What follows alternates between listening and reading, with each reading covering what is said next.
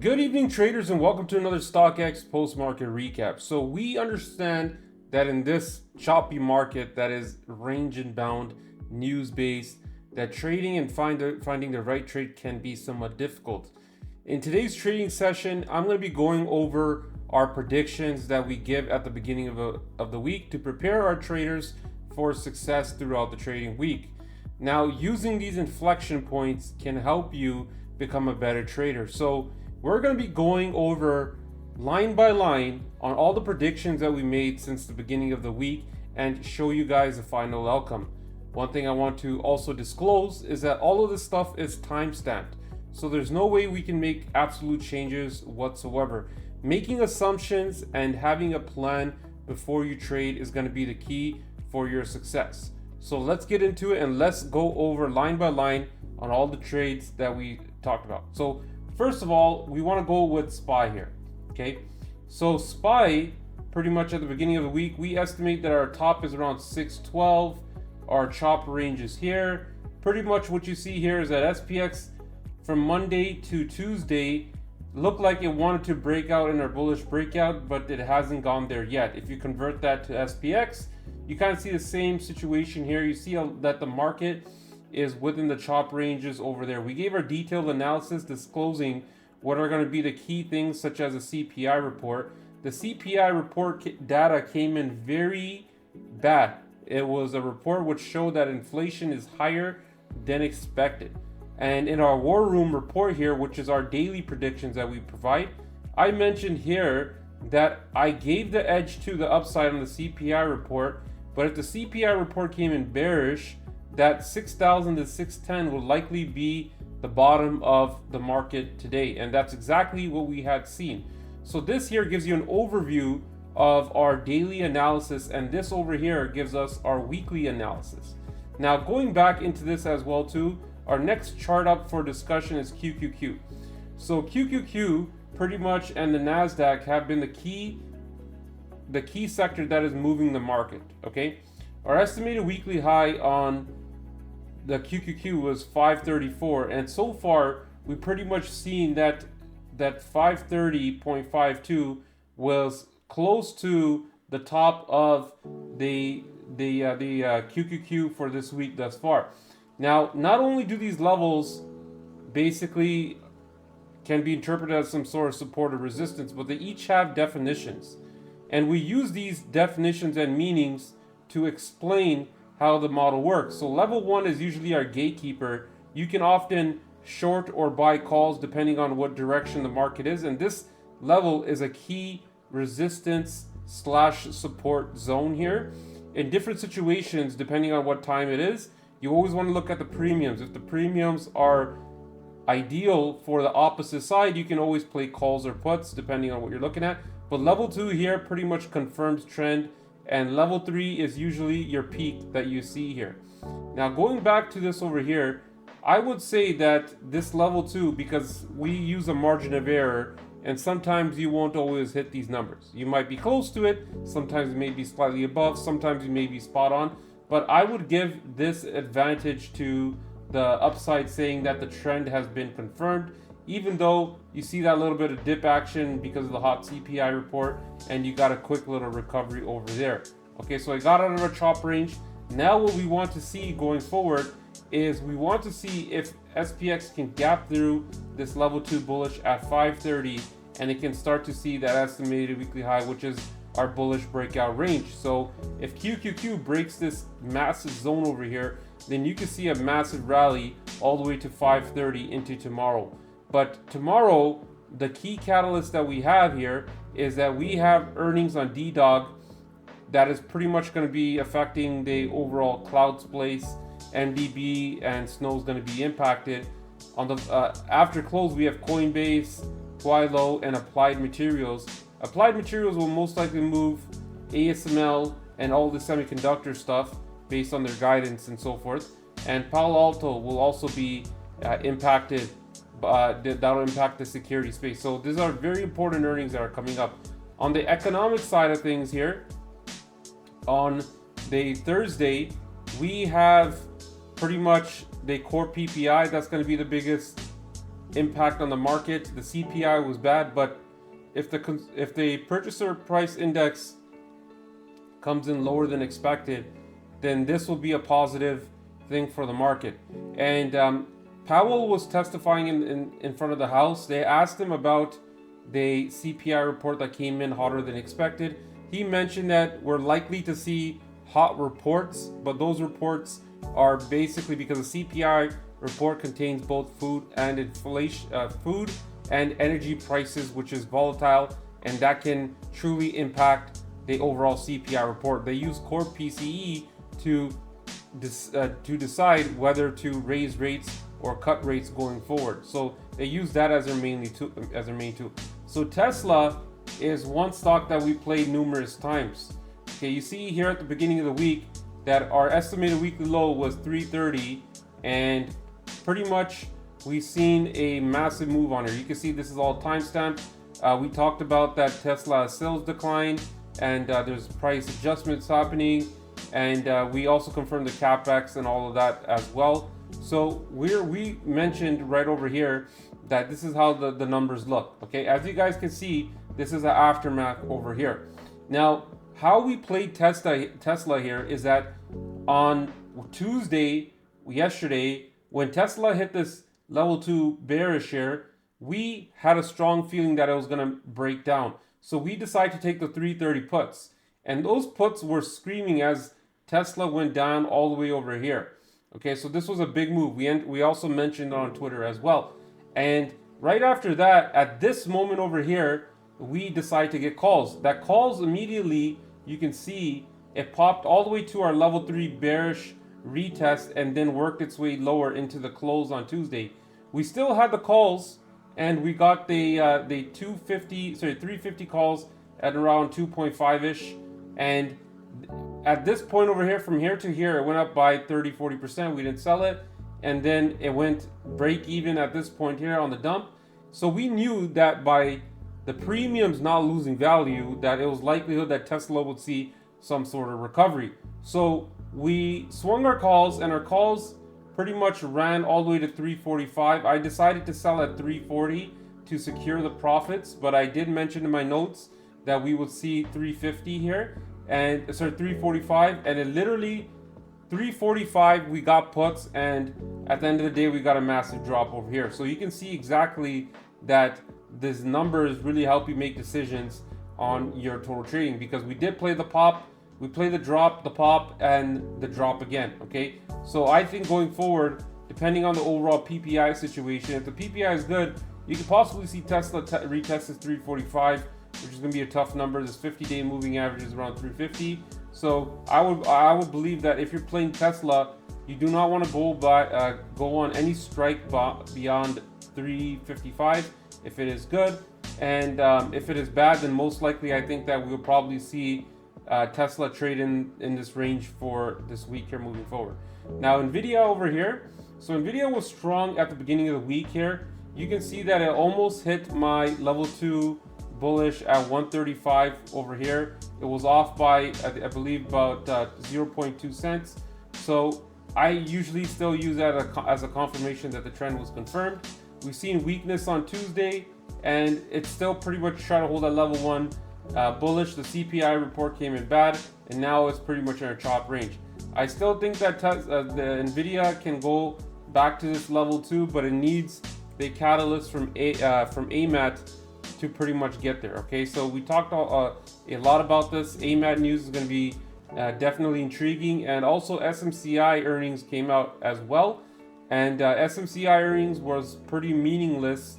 They guided 40 billion for next year, but they guided lower for the following quarter, and they still said that they will most likely get their 10K filing done, but still hasn't got there. Okay, so Meta over here, based on our numbers, rejected our level 1 bullish right over here. Okay, so if I was to play Meta, because this is going to be a hard inflection point, I would wait for a pullback to this 50-day moving average at 718.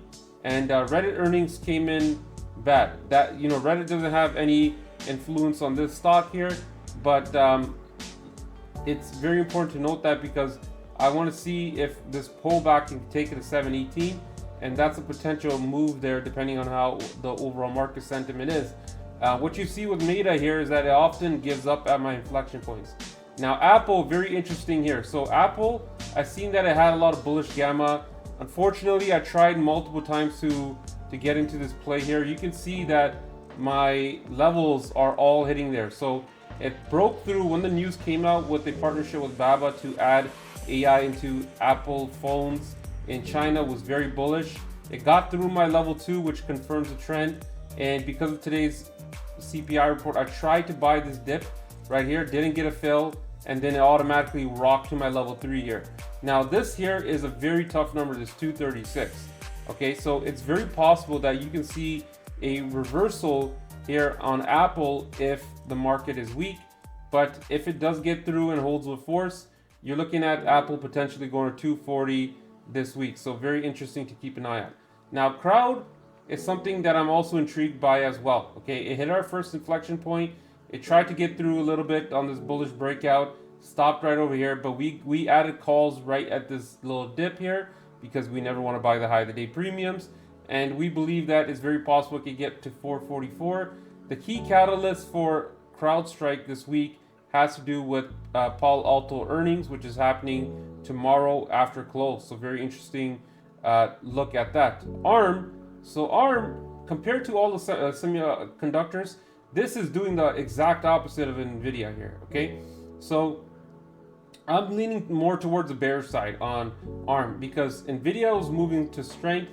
You can see this hit our level 2 bearish.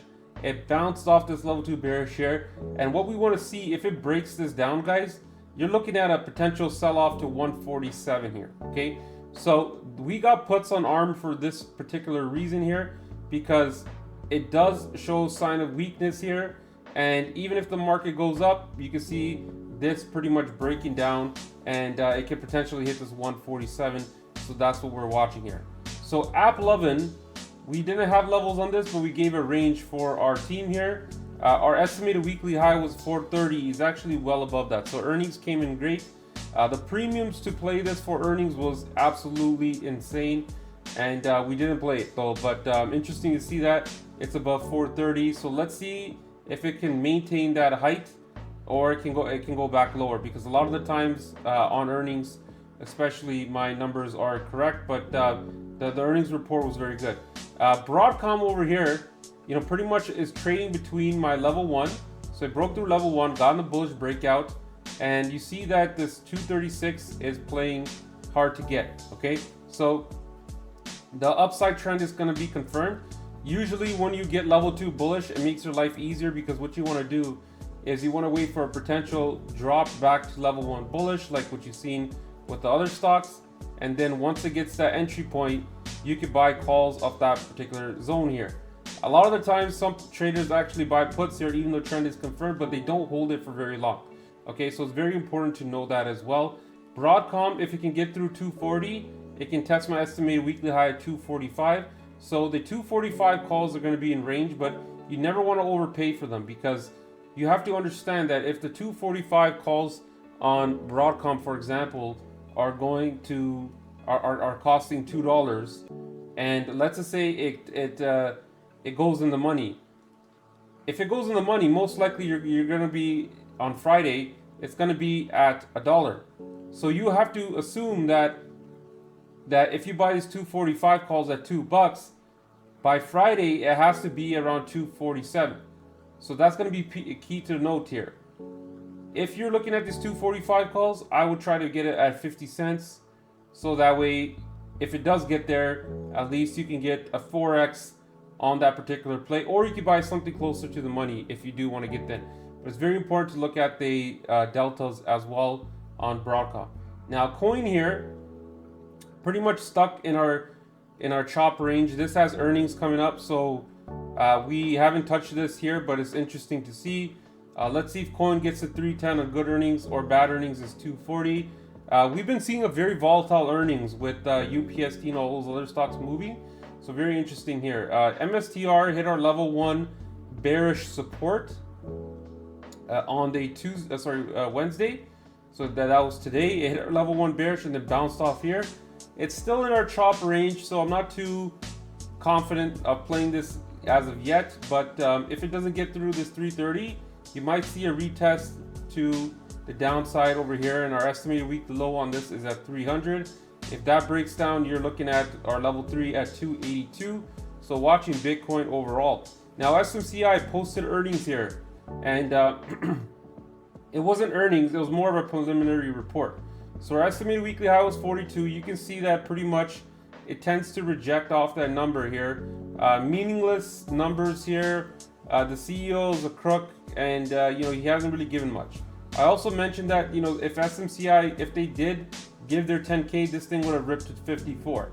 But they haven't filed that, they haven't confirmed it.